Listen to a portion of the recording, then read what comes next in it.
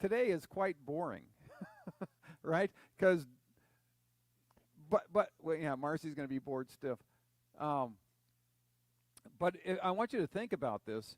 This prophecy, and I'm saying it's prophecy because Daniel wrote it from before it happened, is quite amazing. He's going to prophesy literally about Greece and all the things that happen and are going to happen in the future and how it's all going to work out. This is amazing.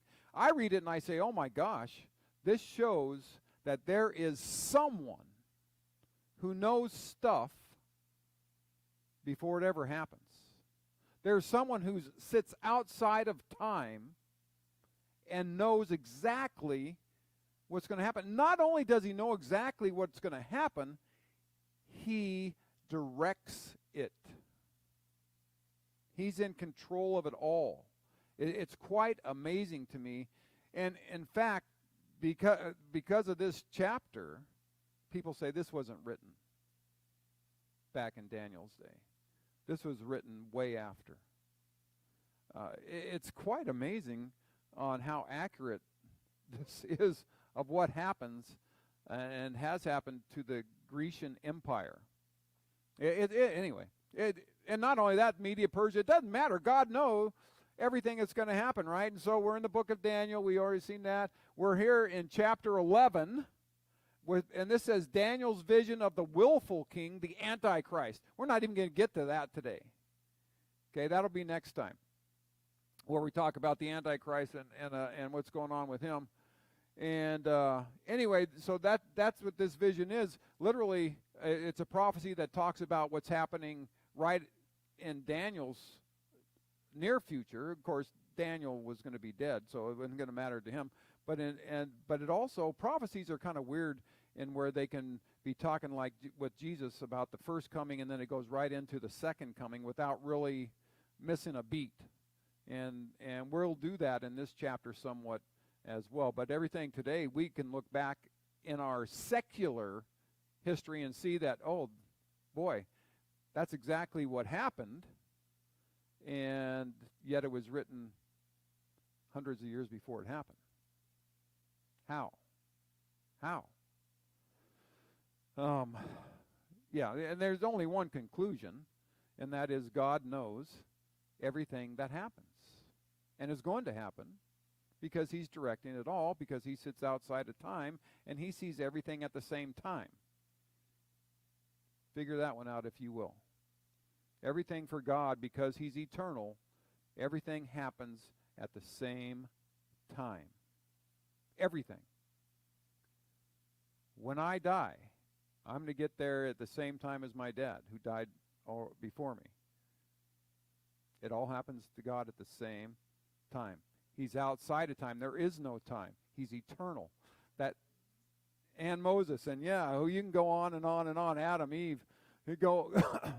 So anyway, also are also in the first year of Darius the Mede, and this is kind of more in depth of what happened in chapter 8 when the goat, which represented Greece, came out, and this just explains it in more and more detail. So even I stood to confirm and to strengthen him. I is the angel, right? So he's just going back, and he said, in the first year of Darius, I stood to confirm and to strengthen him. Darius. Remember, we have angels that are in control of all the nations, and this is the angel that Daniel was talking to in chapter 10, if you guys remember that last time, that said he was in the fight with the angels from Greece, right, and whatnot, and he had come to tell him this. But anyway, so he stood to confirm and strengthen him, and now I will show you the truth. In other words, he's saying this is what is going to happen in the future. I guarantee it. I will show you the truth. Okay? Behold, there will stand up yet 3 kings in Persia. So you remember, this is during the time of Cyrus, the king of Persia, and of course Darius the Mede, who was one of his minions, to go and Darius was in charge of Israel and those south.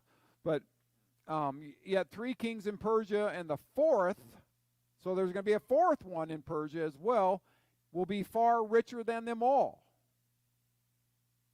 So you've got three more kings coming up, and then a fourth one who's going to be wealthier than all of them, right?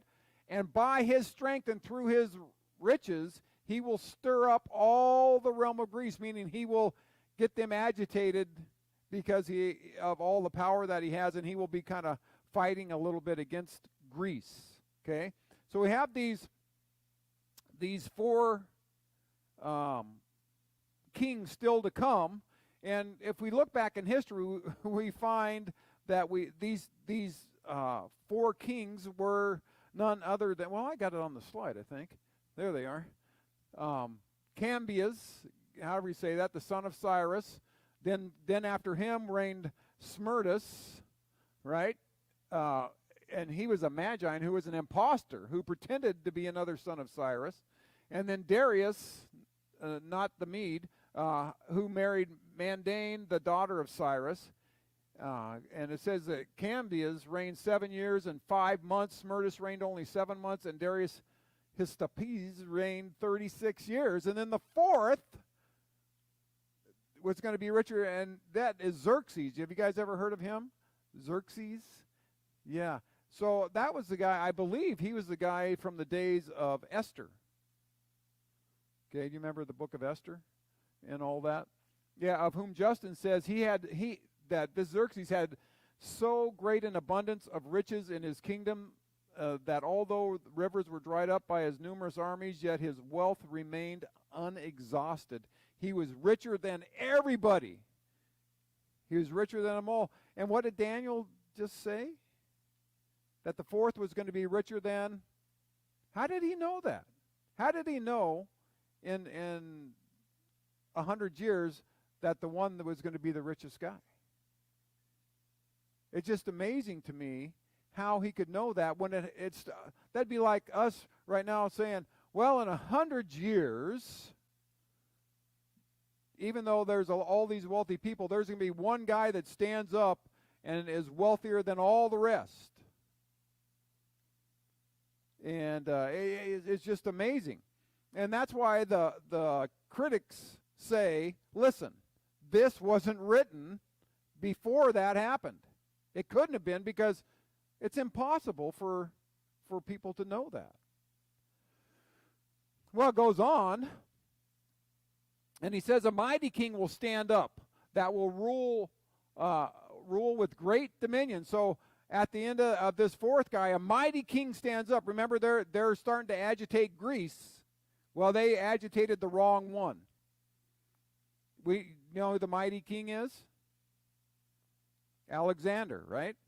Alexander the Great. A mighty king will stand up that will rule with great dominion and do according to his will. And when he shall stand up, his kingdom will be broken. In other words, right in the height of his power, his kingdom will be broken and will be divided toward the 4 winds of heaven. And this is interesting, but not to his posterity, nor according to his dominion which he ruled. For his kingdom will be plucked up even for others besides these. Not just these 4, but others after are going to be in that kingdom. So we have Alexander the Great, and he died at the age of 33. Suicide or murder. He died. He didn't have anyone in his line to take over. Whatever he died, I don't remember. I thought something happened to him, but he died, and young, and he had a daughter, but she got murdered, and his brothers and sisters, they got murdered. Beautiful time back then, wasn't it? Yeah. And so he didn't have anyone to rule after him, so they broke it up into 4 regions.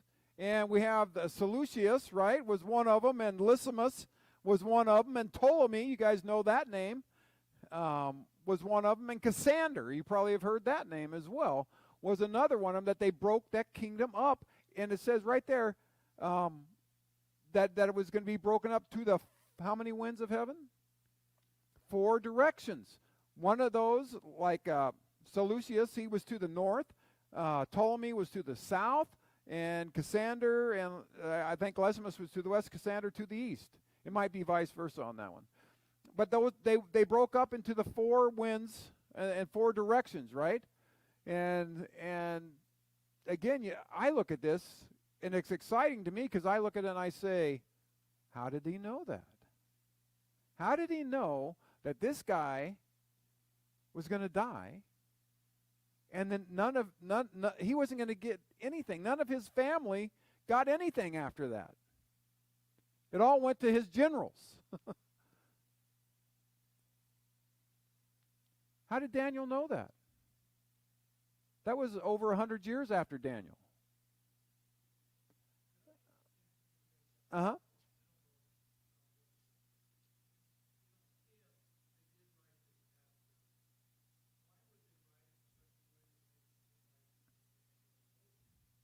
Yeah. Yeah. Yeah. No. Right. Yeah, it was definitely written by God, and it was definitely before, huh? By via Daniel, right? So as we continue, I told you this unless you're a history buff, this gets a little rough. It says, and the king of the south will be strong. Who is the king of the south? Ptolemy, right? And one of his princes, one of his chiefs will be strong above him and have dominion. That is the king of the north. That's Seleucus, who was that as they were going along. His dominion will be a great dominion, and at the end of some years they will join themselves together, for the king's daughter of the south, the king's daughter of the south will come to the king of the north to make an agreement. We call this arranged marriage, right? Now think about this. Daniel is prophesying that there's going to be an arranged marriage from the king of the south and the king of the north. But she will not retain the power of her authority, neither will he stand or his arm, but she will be given up, and they that brought her, and they that beget her, and he that strengthened her in these times. So what does all that mean, right? It's kind of mumbo jumbo, right? So this takes a lot of study, by the way.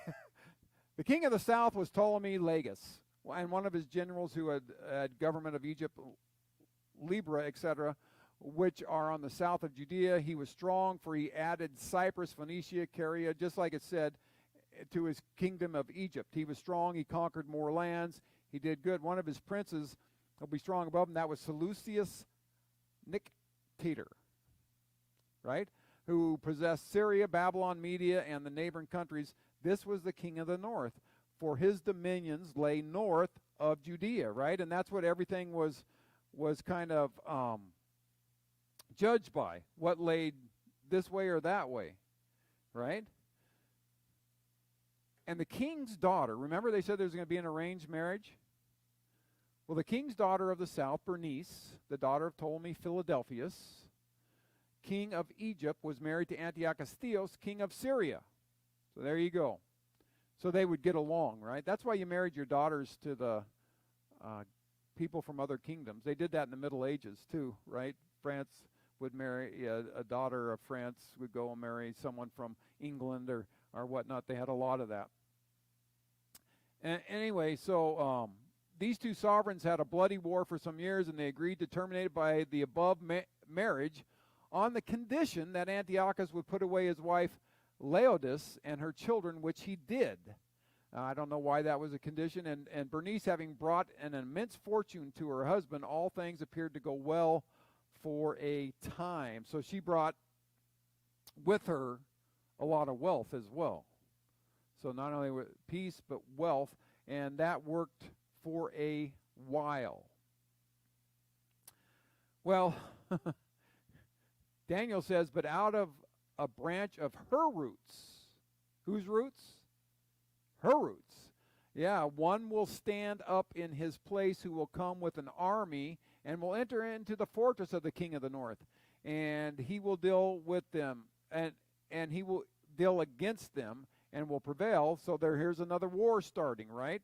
And it started by one of her progeny with their princes and their precious vessels of silver and gold, and he will continue more years than the king of the north. So the kingdom of the south will come into his kingdom and will return to his own land. So, I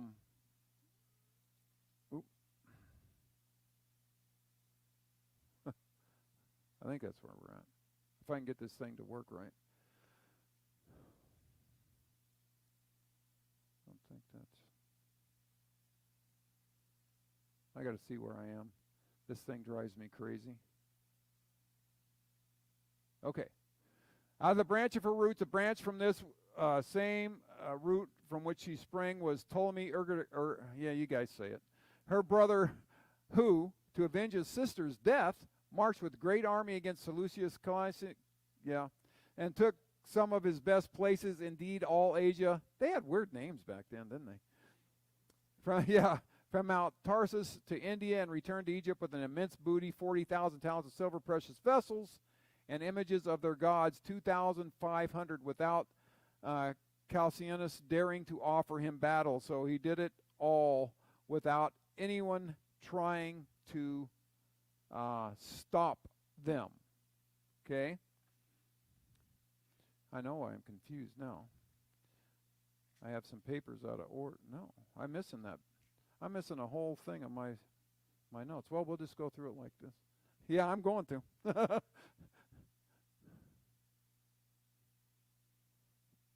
Doggone this thing. Now, okay, so he is going to continue more use. Seleucus Calcius died an exile by a fall from his horse, and Ptolemy Ergatus survived him. So all this is saying is this is happening exactly as Daniel said it did, right? And shall return, having heard that a sedition had taken place from Egypt. Ptolemy Ergatus was obliged to return speedily in order to repress it, else he had wholly destroyed the kingdom of, he would have destroyed the whole king of the north. But something happened. He had to go back. And what's weird to me is God's made this prophecy, so he had to do that, right? And he's making his prophecy that he made in Daniel hundreds of years before come true. Otherwise, the guy would have wiped the whole thing out. Anyway, so as we go on,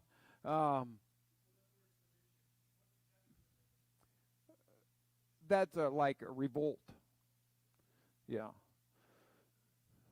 But his sons will be stirred up and will assemble a multitude of great forces, and one will certainly come and overflow and pass through, and he will return and be stirred up even to his fortress. And the king of the south will be moved with what?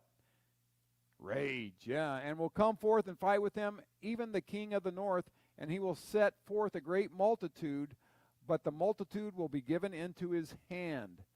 So his sons were stirred up. This is the sons of Calcinus, who were Seleucus Tyrannus, and Antiochus, afterwards called the Great. Antiochus the Great. Those were his sons, and they were stirred up, and they went to battle. So Seleucus Tyrannus did assemble a multitude of forces in order to recover his father's dominions, but not having money to pay them, they became mutinous, and he was poisoned by two of his own generals. Wouldn't you like to live back in that time? You never knew who was going to kill you. I mean, it was literally people from your own family. I watched a documentary on Cleopatra and the Ptolemies. You didn't want to be one, because your brother and sisters and they all wanted you dead. You know why? Because they wanted the throne, right? And so it was crazy. And generals too. They assumed they're going to take it. His brother Antiochus then proclaimed king, so that one only of his sons did certainly come and overflow and pass through and retook Seleucia and regained Syria, and he returned and overcame Nicholas the Egyptian general, and and seemed disposed to invade Egypt as he came into fortress to the frontiers of Egypt. So it happened just like it said. The king of the south, Ptolemy Phaedor, who succeeded his father. Yeah, these names are just crazy. Yeah, shall come forth. He did come forth from Raphia, where he was met by Antiochus, and a terrible battle was fought between these two kings, just like Daniel predicted. He's going a narrative that says exactly what history says. And again, that is why critics say this could not have been written, because it's going right down history. And it's missing nothing. It's just quite amazing how that happens. And so 12 and 13 it says, and when he was taken away the multitude, his heart will be lifted up, and he will cast down many 10,000s, but he will not be strengthened by it, for the king of the north will return and set forth a multitude greater than the former. Right? So these guys are fighting all the time, and will certainly come after certain years with a great army and with much equipment. And, that happened, right? The king of the north shall return. After certain years, about 14 years, Antiochus did return, Philopator being dead, and his son Ptolemy Epiphanes being then a minor. He brought much larger army, more riches. These he had collected in a late Eastern expedition. So it's just happening.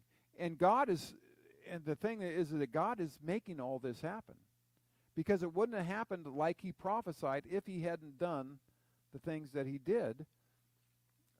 Getting them riches, getting them money. God's in control of everything. He's in control of how the nations move. He's in control of the United States. He knows everything we're going to do. He moves us to do what we do, in fact. And he moves other nations to do what they do. He moved Greece to do what they did. He moved the Medo-Persia to do what they did. He called Cyrus by name. He called him by name in the Bible. Said Cyrus is going to come and do this hundreds of years before Cyrus was even around, which is why Cyrus liked the Jews, because God predicted that it was him that was going to do it. It was quite amazing. So, and in those times, many will stand up against the king of the south, also the violent men of your people. Who was Daniel's people? Israel, the Jews. The violent men of your people. That means those who have revolted. That's what that word means. Those who have revolted of your people will exalt themselves to fulfill the vision, but they will fall. Yeah. So the king of the north will come and cast up a siege mound and take the most fortified city, and the forces of the south will not withstand neither his choice troops, neither will there be any strength to withstand. Many will stand up against the king of the south. Antiochus and Philip, king Macedon, united together to overrun Egypt. That's exactly what happened. The robbers of thy people, the Jews who revolted, I already told you that, and they will fall. This guy named Scopus, I don't know, he was a general for the army, and while Antiochus engaged in other parts, reduced Coelesyria and Palestine, subdued the Jews, placed guards on the coasts of Jerusalem, and returned with great spoils to Egypt. So it's all happening just as written in Daniel. So we look back on it. They didn't. They had to look forward. But we look back and we say, wow, it happened just like God said it would. He that comes against him will do according to his own will, and none will stand before him, and he will stand in the glorious land. What's the glorious land? Promised land. Literally, this is talking about the temple, which by his hand will be consumed, and he will also set his face to enter with strength of his whole kingdom. And the upright ones with him, thus he will do, and he will give him the daughter of women to destroy it, but she will not stand on his side, neither before him. Another very interesting prophecy here, because who is the daughter of women? He will give him the daughter of women to destroy it, but she will not stand on his side, neither be with him. This is really interesting. So this guy's going to give his enemy the daughter of women to destroy his enemy. in other words, he's going to arrange a marriage, but the purpose of the marriage is for the queen, whoever that is, to subvert and let the guy know all that's going to happen, right? Anyway, he will stand in a glorious land, Judea, for he reduced Palestine. The Jews supplied him with provisions and assisted him. So it's just like he said, which by his hand will be consumed, or which will be perfected in his hand. For Antiochus showed the Jews great favor. He brought back those who were dispersed and reestablished them in the land, freed the priests and the Levites from all tribute, etc.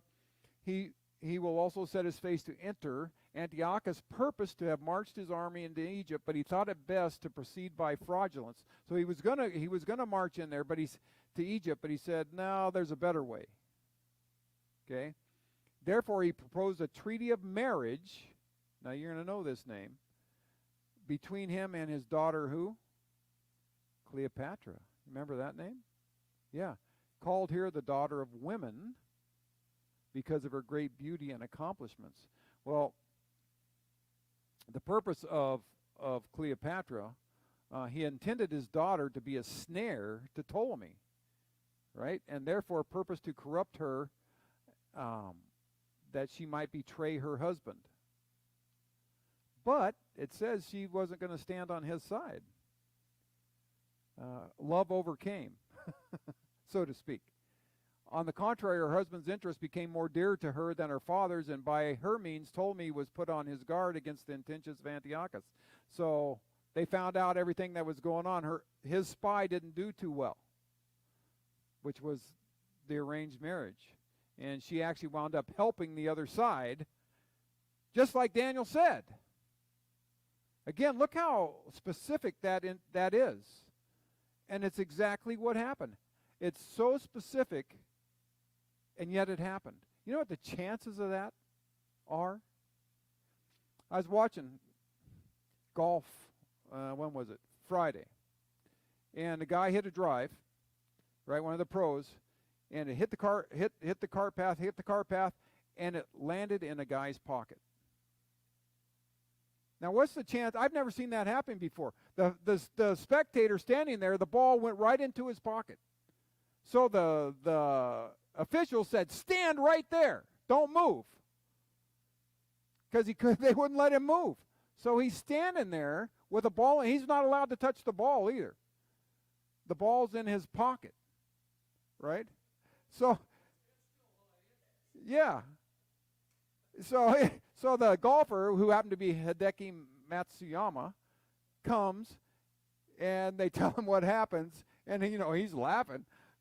But he had to put a tee down right at the guy's feet, and then he took his club and he measured out and put another tee down at the end of that on the car path, and then they allowed the guy to take the ball out of his pocket and give it to Hideki, who signed the ball and gave it back to him, because that was amazing. But what are the chances of someone hitting a golf ball and it bounce on the ground and then land inside someone's pocket? And literally, you got to watch it do that because they had the camera on it the whole time. And that's exactly, the guy didn't even, what? And the ball landed right in his pocket. And then all the guys gathered around him and said, "Don't move, don't move." This is crazy. Anyway, that's like about the chances of this happening, right? It just isn't going to happen unless someone's moving it that way. And so it's predicted, just like Daniel said. I mean, the chance of this happening, you're more likely to get struck by lightning 50 times in 1 year than this ever happening, unless you knew it was going to happen. So, and after this, it says, he will turn his face to the coastlands, will take many, but a ruler for his own behalf will bring the reproach brought to him to cease. And with his reproach removed, he will cause it to turn back on him. Then he will turn his face towards the fortress of his own land, but he will stumble and fall and not be found. Then shall arise in his place a raiser of taxes. This is even predicting that there's going to be someone come along that's going to raise your taxes. I mean, how specific is that? In the glorious kingdom, but within a few days he will be destroyed, but neither in anger or in battle. So now it says, yeah, but this guy's going to be destroyed, but not in anger or in battle. So it's saying how he's going to die. He's not going to die in battle. He's not going to die from someone, yeah. So it's crazy. So, of course, history says that's exactly what happened. A prince on his own behalf, or a captain, the consul Glabrio, caused the reproach to cease, beat and routed his army in the straits of Thermopylae, and expelled him from Greece. So he obliged him to pay tribute, which he hoped, that's taxes, right? Tribute? Yeah. Imposed on others, he would grant him peace only on the condition of paying the expense of war, 15,000 talents, and 500 on the spot. I think I missed one. Come on. Seleucus Philopator succeeded his father. Antiochus sent him his treasurer Herodas to seize the money deposited in the temple of Jerusalem, which is here called the glory of the kingdom. He also cramped to pay the annual tax to the Romans, and he was obliged to burden his subjects with continual taxes. That's our tax raiser, just like he said they were going to do. Kind of like America, right? We're burdened with continual taxes, and we keep getting more and more. He shall be destroyed neither in anger, well, what happened fighting against an enemy, nor in battle at the head of his troops, but basely and treacherously by the hand of Herodotus, the treasurer who hoped to reign in his stead. That's how he died. He was poisoned. Just a lovely time to live. It was just crazy. But guys, all this really shows us is that God controls the nations. God controls everything. Every breath you take is controlled by God. And do you remember Nebuchadnezzar? That's not the one I want, right? There it is. He learned that. Remember that he had to go eat grass for 7 years like a beast? He says, at the end of the days, I Nebuchadnezzar lifted my eyes to heaven, and my understanding returned to me, and I blessed the Most High, and I praised and honored him that lives forever, whose dominion is an everlasting dominion, and his kingdom is from generation to generation, and all the inhabitants of the earth are reputed as what? Mankind always wanted to fight against God, right? We're so strong. We got all these Marvel movies that show that we can defeat God, right? We can take on Thanos, the bad god, which in the movies he is, but our God isn't that God at all. But all the inhabitants of the earth are reputed as what? You know what that word nothing means? I looked it up. It's law in Hebrew, and it means not. You're computed as not. You're zero. You're reputed. Did that make you feel good? You're reputed as nothing. You're nothing. We all like to think we're something. Yeah. And he does according to his will in the army of heaven and among the inhabitants of the earth, and none can restrain his hand or say to him, what are you doing, God? I dare you, say to it, what are you doing? I know. But it's like, come on. Wait. God is God, right? So, and that's what this chapter is telling me, that God is God. He's the one that's in control. It's his will that's being done. It's his will that's being done today in the United States of America. Like it or not. That's just the way it is. And there's nothing you can do about it. Yeah, exactly. Just do what you're called to do, right? Do what we're supposed to do, and that's to live godly lives. No matter what. For he spoke and it was done, Psalm 33 says. He commanded and it stood fast. Who created everything? He spoke and said, let it be, right? The Lord brings the counsel of the nations to, we think we're going to do something, but we're only going to do it if he says, okay, you're going to do it. He brings and that's the same word, that nothing, not, zero, it's nothing, right? He makes the devices of the people none effect. The devices, the plans, the intentions that they have, he'll bring it to nothing if he wants it to. He makes it of none effect, zero, right? The counsel of the Lord stands forever, the thoughts of his heart to all generations. This is the God with whom we have to do. And we go on and on with this, right? Talking about God in Isaiah, it says, declaring the end from the beginning. Who tells you what's going to happen at the end from before it even happens? We just saw that, right? Declaring the end from the beginning and from ancient times of things that are not yet done, saying, my counsel will stand, and I will do what I want. That's what it means to do all my pleasure. I'll do what I want. God says, I'm going to do what I want. Calling a ravenous bird from the east, he's talking about Babylon. The man that executes my counsel from a far country, yes, I have spoken, and it will come to pass. I have purposed, I will do it. That's God. See? He's in control. He is the man that is in control of everything. And what's funny, he laughs at this, by the way, in Psalm 2, right? Have you ever read that? Psalm 2, 1 through 4. Why do the nations rage? Why are they in such tumult? That's what that means. And the people imagine a vain thing. Yeah, mankind likes to imagine a vain thing. Things that won't work, right? The kings of the earth set themselves, and the rulers take counsel together against God. How can this is Marvel all over again for me? How can we defeat God? We got superheroes, man. We got these super angels that are going to help us. Yeah, we call them demons. But anyway, against the Lord and against his anointed, saying, let us break their bands, etc. Let us cast away their cords from us. He that sits in the heavens, what's he do? What's God do with that? He laughs. He's these humans who are nothing, they're less than nothing. And they're going to take me on? Really? Really? Think about what we're saying. How stupid is that? But yes, they can believe the Lord shall have them in derision. He'll have them confused. Are we confused today? We're confused about everything. Look at the chaos that's in the world today. We are all in derision.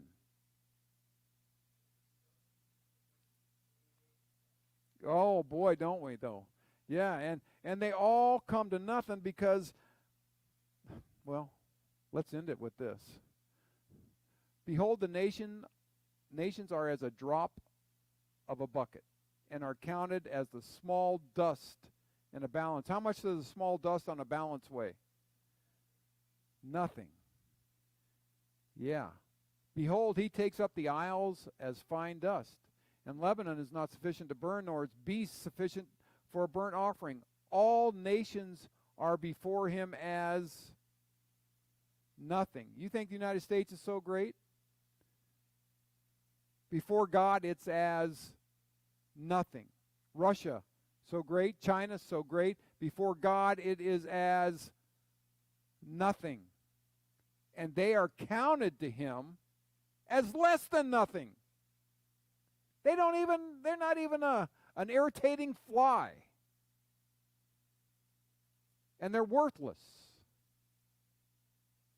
Boy, isn't that nice?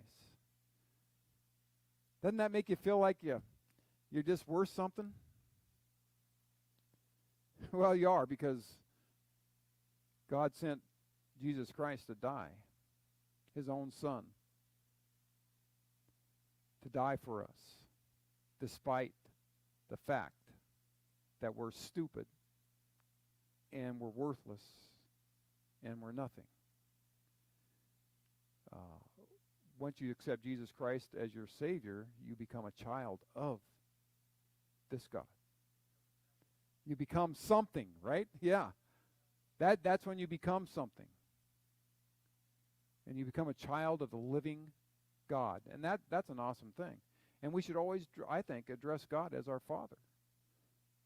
If you've trusted Christ as your Savior, because that's what he is. He's our Father. And we need to trust him with that and address him as that. Father, I'm your son. I'm a lousy son, but I'm your son, right?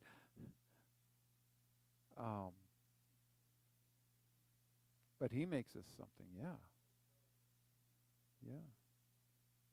Yes, yeah, absolutely. Anyway, as we come next time, we're going to get into more history a little bit, but then we're going to start looking at even the future from where we are today. And we're going to talk quite a bit about a guy named Antichrist. Is he here today? Is he here on the planet right now? Getting ready? I don't know. Maybe we'll look at that and see what we can figure out. Um, Daniel's going to tell us a little bit about him. I know he's got a big mouth, which could be almost any politician today. Yeah, I said it, so put that on there, Shay. Make sure that gets on. Yeah, so anyway, that'll be next time we get into more of this amazing, just amazing prophecy that tells us that God is God. And he's the one that is in control. He's real, because who else could bring this stuff and tell the future like he did? And so exact and so perfect. So anyway, let's pray. Father, we just thank you for your word today, and just pray that you would help us to follow it with all of our heart, soul, mind, and strength. We thank you that you are the one true God, the only God, and that you are the King of the universe, the King of the world. And Lord, help us to follow you because of that. We pray now for Dennis as he brings your word to us in the worship service, that you would be glorified and honored in all that.